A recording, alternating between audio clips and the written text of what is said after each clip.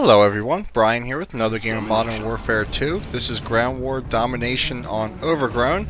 And for this game, since I just finished up the Mastery Challenge, I got the extended mags on the ACR, I decided I would switch my gun over and give the AK-47 another try. Except in this game I'm not using it with any attachments, I'm using it just bare. So I don't know why I decided I didn't want to use a grenade launcher, or why not, I really don't know. But I figured I'd just go with it as is. And just like I start every game on this map, I immediately go towards this building, because as evidenced by the first two guys coming in the downstairs, everyone immediately rushes for this building in an attempt to control it. So I do no differently, and thanks to the AA-12 with extended mags, I normally outduel anyone else coming up those stairs, because most people just run blindly through and they don't take their time. And I also put claymores down there, as you probably saw in my previous videos. And I know I've said it before, and I'm definitely going to say it again. Using the headset, especially on a building like this, is just amazing. I can hear when everyone is coming. That's how I knew that the other guy was coming up the stairs, and how I knew to stay underneath the stairs when another guy was about to come around and walk into my claymore. I didn't want to get taken up by my claymore as well.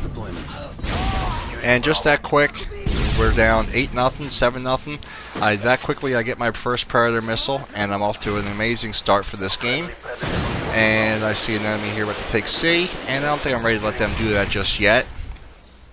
So now I am 1 kill away from my Harrier, and I got away from the 11 kill streak in this game. I went back to the Pavelo, as I have been so rusty and shitty with the chopper gunner. I figured I wasn't going to use it. And thankfully, again, due to my headset, I heard that guy come up the stairs, and I was able to turn before he even knew I was there. Now it's Harrier time. Since the enemy has got to be spawning over near C, I know they got to be trying to take the C flag, and I dropped my Harrier there. I am not disappointed with a quick triple kill on them, and that gives me my Pavelo. Now this is a very long game, so obviously I'm not going to sit here and talk about the gameplay the entire time and tell you exactly what I'm doing, because you guys have eyes, you can see it for yourself. And I was about to actually run out of this building, but since the enemy team had just gotten a Harrier up, I figured I might as well hang out here just a little bit longer. Because I'm off to such a good start, I know I pretty much have to leave this building if my good game is going to continue, and I want to be able to do this commentary for you and upload it to my channel, because I know you guys really do not want to see me just sitting in this building the entire time, like I did in an earlier video of mine that you guys weren't too fond of. So I know I gotta get the hell out of here soon, but I don't want to run out blindly since I have not died yet. I want to wait until the enemy air support at least leaves before I take off out of here. And since my teammate just got taken out from that window, I really don't want to go over there yet. And here I almost had another brain cramp and almost decided to run outside anyhow, but thought better of it when that Pavelo worked its way around to that side of the map. So it looks like I actually did talk about the gameplay a little bit longer than I originally meant to. But my favorite time of year is about to be upon us. Since I do live in South Jersey, this has been probably one of the hottest summers on record in this area. I think we've had the most 90+ degree days we've ever had in this area, and I am more than ready for the cooler weather to be upon us. I greatly look forward to fall, and I go so far to say I'm almost looking forward to winter at this point. Probably not as much as I normally would, due to how bad the winter was here last year, and how many 2+ snowstorms we had in this area last year. So I'm not looking forward to shoveling snow again, so I'll settle for just waiting for the fall at this point, or at least getting to the low 80s for a while. But beyond the weather,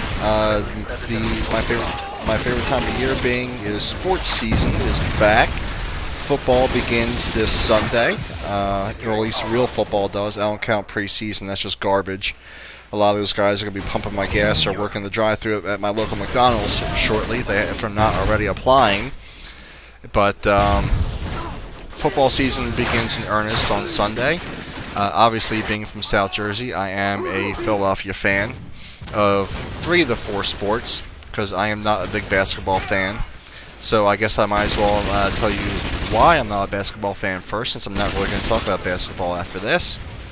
Other than the 3 other major sports, basketball, in my opinion, really doesn't have any anticipation of scoring like the other games do. Obviously, you know, a lot of the teams score 100+ points a game, and someone is scoring a basket normally every 10 to 15 seconds. So there's really no anticipation of when someone's going to score next or what the next great play is going to be, other than obviously people always trying to dunk and make an ESPN highlight reel for no other reason other than trying to make it. So I never really got into basketball. Not to mention, well, I'm not going to get into the fact that in general I think athletes are grossly overpaid for what they do. But that's an entirely different commentary for another day. So that's pretty much why I don't like basketball. There's, like I said, there's no anticipation of when someone's going to score, and the end of the games seem to take forever. The way they start fouling, even though they're down by double digits with like a minute and a half to go. I mean, seriously, you're going to lose. Just get the game over with. Stop fouling everyone, and make the final 2 minutes take a half an hour. Just let it go. But football and hockey are my two favorite sports. I pretty much love hockey more than anything else, and football, since it's only a 16-game season, would pretty much be 1A behind hockey, and I really like baseball. The season is just too long, and the game is a little bit too slow for me to say I truly love it. But baseball season in this area is winding down, and it looks like the Phillies are going to be well poised to make another run deep into the playoffs with the starting rotation that they have this year.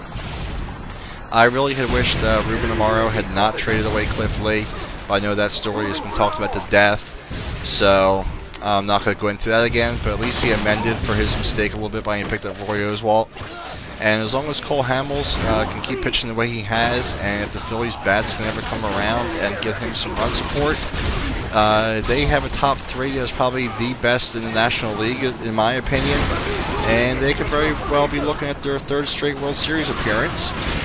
And last year, I think they probably could have won. I know New York fans, if any of you are watching this video, are pretty much going to tell me I'm full of shit. But I think the turning point of last year's series was when they brought Brad Lidge in and he blew the save.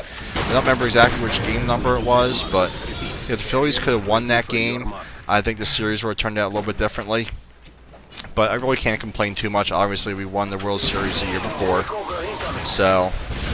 and it did take me, I didn't start following the Phillies that closely this year early on, because after the incredible run that the Flyers had to make it to Game 6 of the Stanley Cup Finals, even though they were definitely a little bit outclassed, I'll be the first to admit, by Chicago.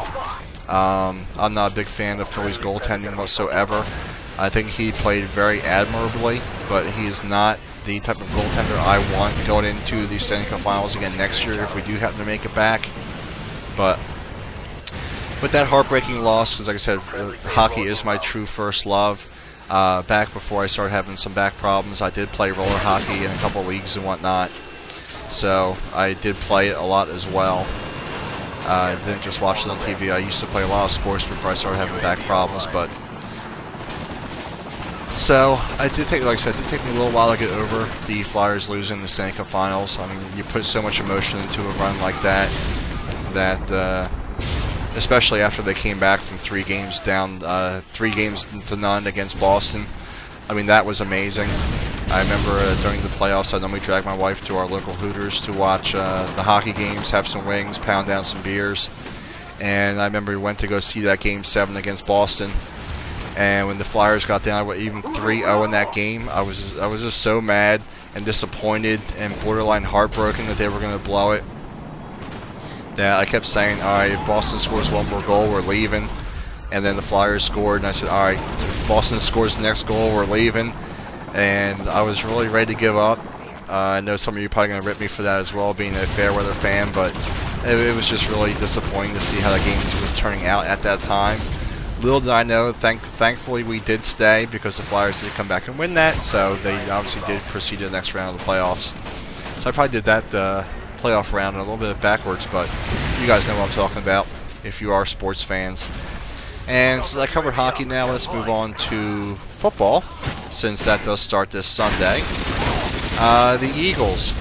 I know the most polarizing topic of the past year or even longer has been, should the Eagles trade, or now should they have traded Donovan McNabb away? In my opinion, I am perfectly okay with them trading him away. He had an amazing 11 years here, and I'll be the first to say early on they did not give him any offensive support. I mean, seriously, you got your wide receivers back in the day of Charles Johnson, Torrance Small, and Todd Pinkston, and James Thrash. I mean, what were you really expecting this guy to do? So, I mean, if they had receivers like they do now, back in his early years, when he really was able to run before he did have all those injury problems, I wouldn't have been surprised at all if we had won a couple of Super Bowls. And I'm just really disappointed that Terrell Owens couldn't take his meds a little bit more and just stay sane a little bit longer, because they did make it to the Super Bowl the one year where he notoriously threw up on the field. Thank you, Donovan, that you're still denying it to this day, that you threw up, but we all saw it. We all know what you did. Let's just get over it, move on. If T.O. had just kept his head on straight just a little bit longer, I really think they probably could have won the Super Bowl maybe that following year, or at least gotten back there and given us another great run. But after 11 years of seeing Donovan pretty much play out the same exact season year after year, it's like watching reruns this time of year of all your favorite TV shows. After a while, you kind of know some of the lines by heart, and you know exactly how the show is going to end. And that's pretty much how I felt about every Eagles season. No matter how well I thought they were going to do, they always made it into the playoffs. And you pretty much knew they were going to get to the NFC Championship games. They seem like they're doing it every single year. But you always knew when that final drive came around, when they needed a touchdown or even sometimes a field goal to tie or win the game, that he just wasn't going to get it done. I mean, I had this argument with a lot of different people before regarding, let's rehash how every football game, NFC Championship game ended, and I want to say pretty much all of them. I may be missing one, but the Tampa game, Carolina game, the Super Bowl, and a couple of the other ones all ended with an interception throw by Donovan McNabb. So you pretty much know how every year was going to end. So with the Eagles obviously now getting some really young wide receivers, and Brian Westbrook unfortunately again moved on due to his concussion problems and injury problems he's been having, I think it was definitely time to turn the page and go to Kevin Kolb.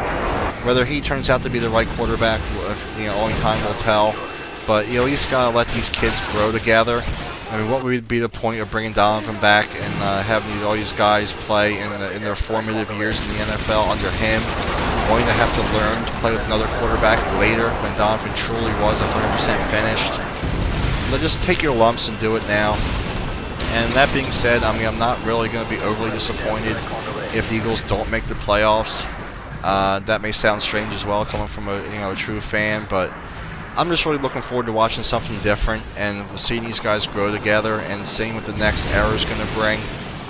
And wow, that 12 minutes pretty much went by pretty quick. This game ended, and in case you weren't keeping track, this is my personal best score. I finished 66-14. So I hope you guys really enjoyed the video, and until next time, I'll see you guys soon. Hope you have a good one.